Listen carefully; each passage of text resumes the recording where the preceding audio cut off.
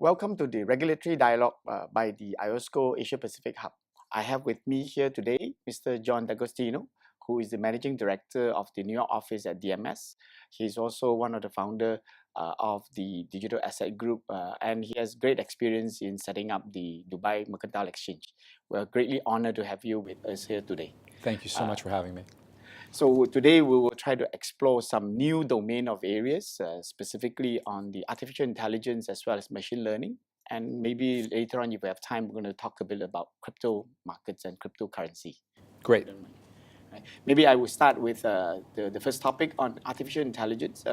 There are a lot of hypes and talks about the whole how the AI as well as machine learning will take over the world, and the whole Skynet moment that may dawn upon us. Perhaps if you could share with us, what are the applications that you can see from AI as well as machine learning relevant to the financial market or capital markets of the world?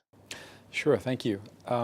So certainly in the last few years at least, the artificial intelligence has gained a lot of steam, and that's because of both rapid increases in computing power, as well as advancements in the science behind it, and then also the prevalence of large data sets, large and robust data sets that allow for the prediction mechanisms to become very, very accurate. And if you can predict something with a higher degree of accuracy, it's from the outside looking in, very similar to being able to predict the future. And so we're certainly seeing increased applications in financial markets.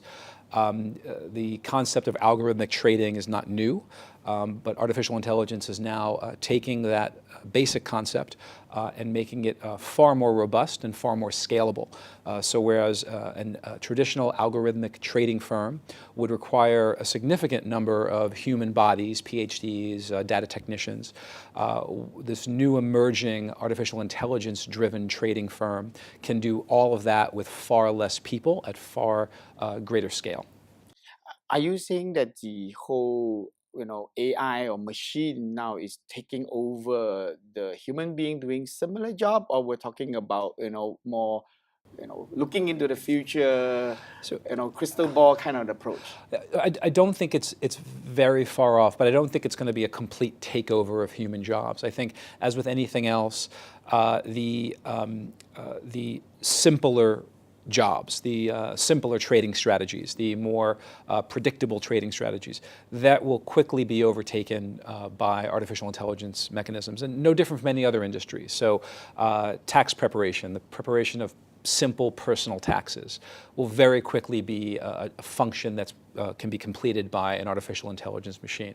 However, there will always be, or at least in the short to medium term, there will be more difficult applications of that function, so more difficult taxes, corporate taxes, complex trading strategies that will require a human intervention and monitoring for the short to medium term. What's going to happen in the long-term crystal ball future, much smarter people than I have trouble predicting that, so we'll see. But in the short term, I think you'll see a little bit of disruption. You'll see more applications of artificial intelligence, helping analysts cover far more stocks. So for example, a typical analyst can cover anywhere from, say, 5 to 16 stocks. Whereas with artificial intelligence supplementing their ability, that number can go up by multiples. So what you're saying is in the short to medium term, a lot of this repetitive knowledge processing work will be able to be automated or done in some ways by the machines and taking some of the human labor out of the equation. But while at the same time, there's still some other areas that human labor or human talent is still required. Absolutely. I think it will augment human behavior at the higher, more complex end, and it will start to replace it at the lower end. All right. So, I mean, 10, 15, 20 years from now, would it be that, I can be my own fund managers who can, invest without fund managers, brokers, and be able to do exactly that?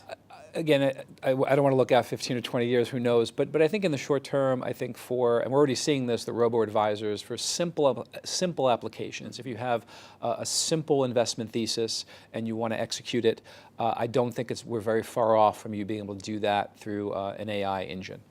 All right. So now that we understand somewhat grasping the concepts of the whole, the trends of it, to take from a regulation standpoint, I'm going to talk a bit about man versus machine right? How this accountability, how where does where the man ends and where the machine begins, or the vice versa.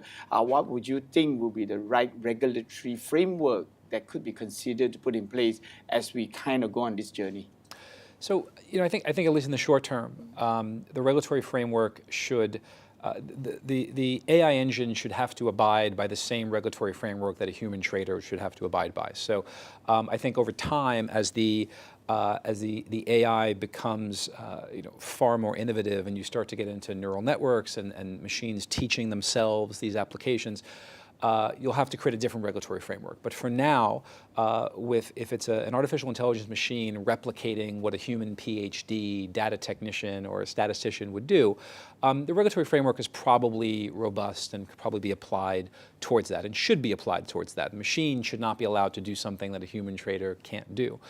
The slightly more complex issue for regulators is, as more and more trading activity is taken over by machines, and already a significant amount of trade flow is directed by algorithms, you have to start to think as a regulator and as an exchange. The exchanges are quasi-regulatory entities. To what degree are they responsible for monitoring whether too much of that activity is correlated, and therefore can contribute to significant price movements up or down? So if everybody's doing the same thing, that's not a broad and deep market. So that's a more touchy area, because that's more about making sure you have a fair and orderly market than it is making sure that certain rules are followed. So I do think as more and more trade flow is directed by algorithm and by artificial intelligence engines, the exchanges and the regulators will have to step back and say, are we doing everything we can to ensure a fair and orderly market exists? Well, just going deeper into in terms of, especially on accountability, right? I mean, if you look at, we always frequently talk about, the need to understand exactly what happened. Take an example, like, in the case of Google, where they have the AlphaGo, where Mr. Lee Sedol won the game of Go. Yeah. Now, one may argue that the designer of that systems, he, if we were to play the game of chess or game with Mr. Lee, he would not have won. So it's the machine who has actually learned over time. So now one may argue that that is the machine that wins over the man. Now, in the case of execution and trading strategies, would the machine be accountable for those transactions, those trades, those investment decisions? So who is accountable now? It's a great question. I mean, who is accountable if an autonomous car runs into a human being? So these are almost civil or criminal issues that will have to be resolved over time. I think for the time being, we're not at a place yet where you have a fully, as the term is, decentralized autonomous organization, where an organization that's not owned by any corporate entity or human entity. I don't think we're there yet. We will have to deal with that problem at some point down the road, but I think for the foreseeable future, you'll have a provenance of ownership that's fairly traditional. So there'll be an algorithm that's owned by an investment advisor, and that investment advisor will be a registered entity, and that registered entity will have to abide by those rules. And if the algorithm breaks those rules, that registered entity and those people will have to be held accountable for that. So I think what you're posing is a very, very interesting question. I think it's probably a decade or two away from us having to think about it, but it's not bad to start thinking about these things now, because as we all know, the technology tends to creep up faster than we expect, and you don't want to be caught behind that technology as it begins to become implemented. All right. Let me just close it off with one final question. So what do you think about the current regulatory regime or framework that you've seen across the world and who you come across? Would that be sufficient today? Do you think we need to tinker further with the regulatory framework or rules or regulations? I think I'd like to see more coordination internationally, because these machines are going to start thinking and coordinating internationally. They'll be trading across the book, if you will, across the time zones. And it seems reasonable that regulators should begin to coordinate their activities, since you're dealing with trading entities that are similarly coordinated across time zones. So I don't think for most major regulatory regimes, I think they have sufficient robust rules. They have the ability to look into the markets. They certainly have the understanding of what's going on in their markets. But I would like to see more coordination across global regulatory entities to attack that problem. All right, all right. Just side questions, those probably will be my final questions. I guess I saw on your credentials you are a founder of the Digital Asset Group. So with all the hypes about crypto, currencies and all, would you mind sharing with us your views? I mean, we have now seen some coming down on prices the last few days and weeks. What is your view with regards to this particular domain? And do you think the current regulatory framework against sufficiently address what we have today, or would that stifle innovations? What do you think? I think that's a more difficult conversation because I think so. There's two ways of looking at digital assets. I don't like calling them cryptocurrencies because they're really not. One is as an asset, as a commodity of some sort, similar to gold, and then the other is as a currency. So just quickly talking about if they're assets, if they're viewed as assets, which I think they should be, then the regulatory regimes probably are robust enough because we know how to handle assets, whether they're digital or physical.